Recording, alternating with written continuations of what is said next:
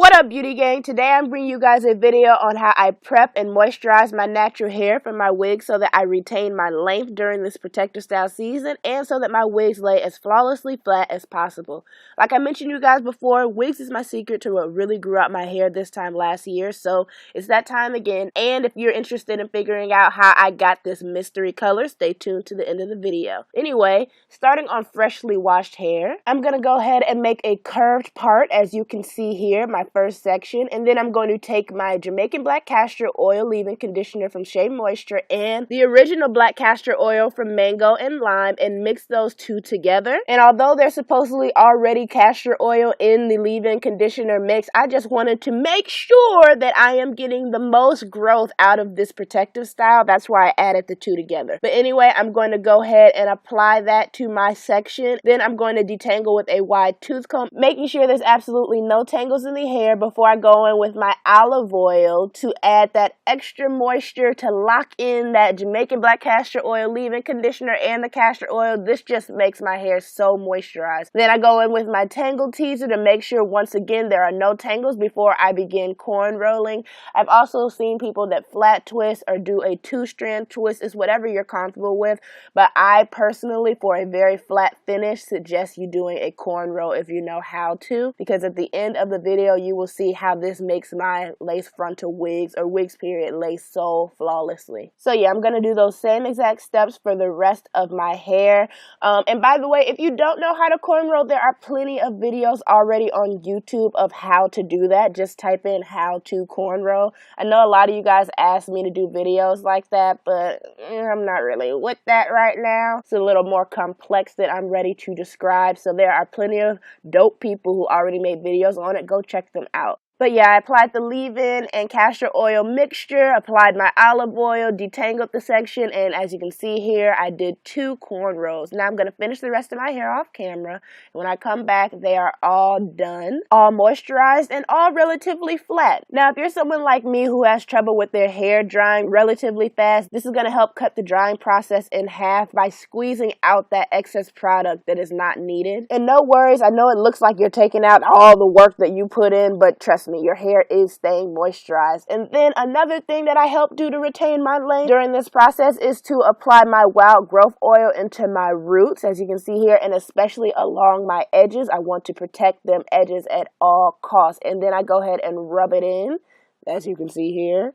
And I just go ahead and kind of rub it into my scalp and the little parts that I made with the cornrows, making sure that it's getting in really good into that scalp because it's going to help stimulate my growth. And you can't forget the kitchen area. We want that to grow too. So that's what I go ahead and do. So yeah, after my hair is fully moisturized, I go ahead and let it air dry overnight. And the next day, this is what my hair is looking like. It's completely dry. I pinned it up in the back so that it will lay as flat as possible back there too. And then I put on a stocking wig cap that matches my skin tone best, slide it back, and now voila, the part I'm sure most of you guys have been waiting for. But let me give you quick hair deets. So this is Laki hair, and I got it in the Brazilian loose wave texture with 4 22-inch bundles and a 20-inch frontal. And let me just say, these are wand curls. These unfortunately aren't the curls of the hair's original texture. Matter of fact, that all went out the window after I had to lift this hair twice to even achieve this cherry cola color. Shout out to my beauty gang member who gave me the suggestion of naming this wig Cherry Cola. You know who you are, boo.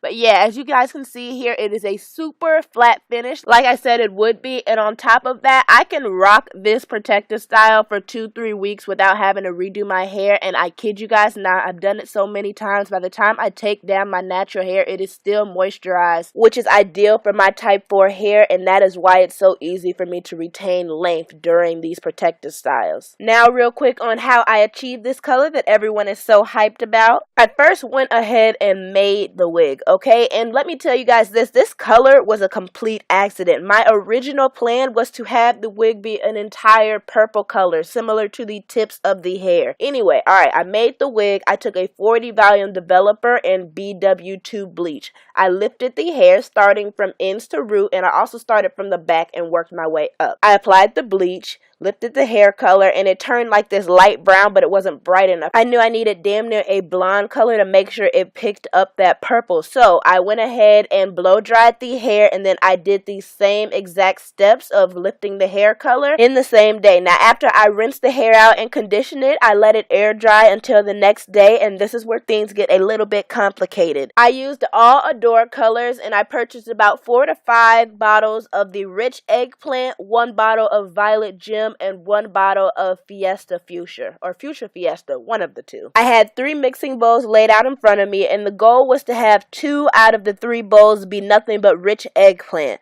Unfortunately, I wasn't paying attention and mixed a whole bowl with 1 bottle of Rich Eggplant and 1 bottle of Violet Gem. Then the other bowl was 2 bottles of Rich Eggplant. And by the time I realized that, it was a little too late. So I started with the very back of my hair, and the reason that the ends turned out purple was, one, because they lifted brighter than the rest of the hair, but also because in the back I started off with the Rich Eggplant bowl only. Then when I ran out of that, I took another bowl and put a whole bottle of Rich Eggplant in there, and then the bowl that had 1 bottle of Rich Eggplant and 1 bottle of Violet Gem, I poured a little bit into that mixture, used that for the next section, and then at the very top I used the bowl of Violet Gem and Rich Eggplant. Now, I know that was a whole mouthful to say, and it took a lot to achieve this Cherry Cola ombre color, so I will make sure I have it written out in the description box exactly what it took to achieve this color. But a lot of you seem to be very in love with it, so I was like, what the heck, I might as well share with you guys. But yeah, I really hope you guys enjoyed this video. Please don't forget to like, comment, share, subscribe, especially if you are new. And until next time, guys,